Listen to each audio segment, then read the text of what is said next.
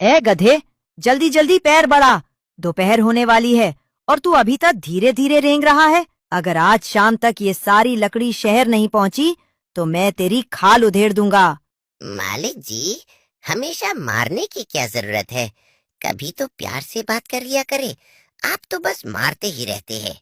तेरी जुबान बहुत ज्यादा लंबी होती जा रही है। चल चुपचाप सीधे चल, वरना एक और लाठी लगाऊंगा। घर आकर कालू कौवा गधे की पीठ से लकड़ियां उतार देता है और उसकी रस्सी खोल देता है ताकि वो खुद अपना पेट भर सके। चल, अब दोपहर हो गई है, तू जा और किसी पक्षी के खेत में जाकर अपना पेट भर ले। मालिक, मैं कहाँ जाऊं? अगर नहीं जाऊंगा तो तुम मारोगे, और अगर किसी के खेत में पकड़ा गया तो खेत का मालिक मारेगा। तो फिर भूख से मर जा। मुझे तो भूख लगी है, मैं चला। कालू कौवा घर के अंदर जाता है। गोरी, गोरी, क्या खाना तैयार है? अभी सब्र करो, जब भी घर आते हो चिल्लाकर कान फाड़ देते हो। बना रही हूँ खाना। अरे मैंने तो सिर्फ खाना ही मांगा है। सारा दिन गधे के साथ रह रहकर तुम भी आधे गधे बन गए हो। थोड़ा आहिस्ता बोला करो। गधा बेचारा भूखा था। वो चलते चलते तोते के मकई के खेत में पहुंच जाता है और मकई खाने लगता है। तभी वहाँ से कबूतर गुजरता है। अरे ये कालू कौवे का गधा तो तोते की मकई खा रहा है। मैं अभी जाकर तोते को बताता हूँ। कबूतर तोते के घर जाकर दरवाजा खटखटाता है। कबूतर भाई, क्या हुआ? क्या काम है? मुझे कोई काम नहीं है, लेकिन कालू कौवे का गधा तुम्हारा मकई का खेत खाली कर रहा है। वो खेत में मकई खा रहा है। अच्छा, मैंने कल भी उस गधे को निकाला था। वो आज फिर आ गया। मैं अभी उसे देखता हूँ। तोता लाठी उठाता है और खेत में जाकर गधी की पिटाई कर देता है। गधा रोता हुआ वहाँ से भागता है। तोता गुस्से में कालू कौवे के घर पहुँचता है। गोरी कौवी, तुम्हारा गधा मेरे खेत से मकई खा रहा था। अगर आइंदा वो मेरे खेत की तरफ आया तो मैं उसे पकड़कर बांध लूंगा। अरे ओ मोटी चोंच वाले तोते, थोड़ा आहिस्ता बोलो। शक्ल देखी है अपनी? हमारे गधे को हाथ तो लगा कर देखो, हम तुम्हें छोड़ेंगे नहीं। अगर गधे से इतना ही प्यार है तो काम करवाने के बाद उसे बांधकर चारा भी डाल दिया करो। अगले दिन कालू कौवा गधे पर सब्जियां लाद कर शहर वाले जंगल ले जाता है। गधा भूख से तड़प रहा था।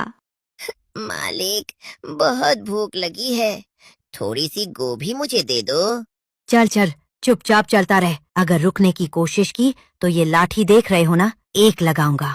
शाम को घर लौटकर कालू कौवा फिर से गधे की रस्सी खोलकर उसे भगा देता है। भूखा गधा रानो चिड़िया के सब्जी के खेत में घुस जाता है और टमाटर, कद्दू, भिंडी खाने लगता है। तभी रानो चिड़िया वहाँ आ जाती है। बेशरम गधे, सारा दिन काम कालू कौवे का करते हो और हमारी फसलें खराब करने यहाँ आ जाते हो। चिड़िया बहन, मैं क्या करूं? मेरा मालिक मुझे चारा नहीं देता, वो बस मुझे मारता है।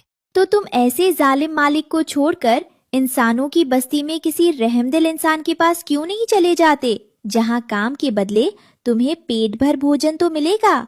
चिड़िया बहन, मुझे इंसानों की बस्ती का रास्ता नहीं मालूम। यहाँ से सीधे जाओ, सामने बिजली के लंबे लंबे खंबे दिखाई देंगे, वहीं इंसानों की बस्ती है।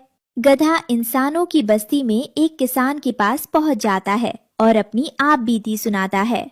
किसान उसे अपने पास काम पर रख लेता है और उसे पेट भर चारा देता है। शाम को जब गधा घर नहीं लौटता तो कालू कौवा उसे ढूंढते हुए किसान के पास पहुंच जाता है। अरे गधे, तू यहाँ खड़ा है और मैं तुझे पूरे जंगल में ढूंढ रहा हूँ। चल मेरे साथ वापस चल। मैं नहीं जाऊंगा, तू मुझे मारता है और खाने को भोजन भी नहीं देता। मैं यही रहूंगा। तेरी इतनी हिम्मत, तू बड़ी जुबान चलाने लग गया है। मैं अभी देखता हूँ तुझे। कालू कौवा जैसे ही गधे को लाठी से मारने लगता है, किसान दौड़ कर आता है और कालू कौवे को पूंछ से पकड़ लेता है। रुक जा कौवे, अब ये मेरा गधा है, तुम्हारा नहीं, जो तुम इसे मारोगे। किसान अपनी लाठी से कालू कौवे की खूब पिटाई करता है। मार खाकर कालू कौवा रोता हुआ घर लौटता है। कालू, तुम रो क्यों रहे हो? क्या हुआ?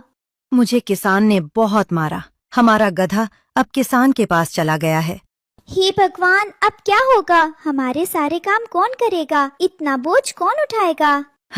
अब तो गधे का सारा काम मुझे खुद ही करना होगा। अगले दिन जब कालू कौवा लकड़ियों की भारी गठरी अपने सिर पर उठाकर ला रहा था, तो वो एक पेड़ से टकराकर गिर जाता है और उसके पंख पर चोट आ जाती है। वहाँ से रानो चिड़िया गुजरती है। कौवे भैया, अब पता चला कि तुम्हारा गधा तुम्हारी कितने काम आता था। अब खुद लकड़ियाँ उठानी पड़ रही है ना? रानो चिड़िया, मैं अपने किए पर बहुत शर्मिंदा हूँ। अगर मैंने अपने गधे को समय पर पानी और भोजन दिया होता तो वो मुझे छोड़कर कभी ना जाता।